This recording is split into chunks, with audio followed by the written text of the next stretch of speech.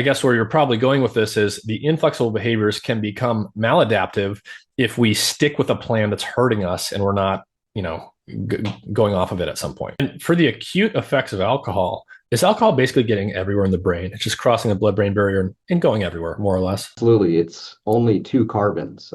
This thing will seep through membranes.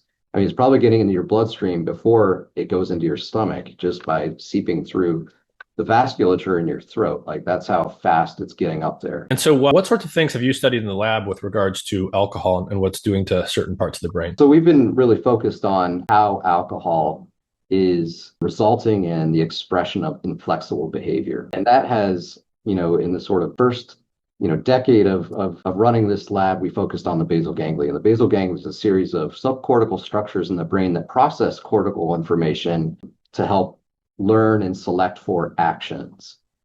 And so after chronic alcohol use, those actions shift from one strategy that's flexible to another strategy that's more inflexible. And under normal conditions, these inflexible and flexible strategies are both adaptive. So we want to have flexible strategies every day. We don't want to go to the cafeteria if they stopped serving London broil or something. But inflexible actions are also very adaptive. Like I need to tie my shoe, and I need to do that without a lot of cognitive oversight.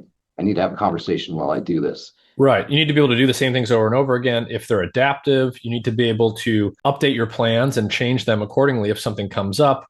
I guess where you're probably going with this is the inflexible behaviors can become maladaptive if we stick with a plan that's hurting us and we're not, going off of it at some point. That's exactly right. And that's where people find themselves in this, this cycle of performing actions that aren't good for them. Alcohol use disorder, addiction, you keep doing the thing that's leading to the bad outcome over and over again.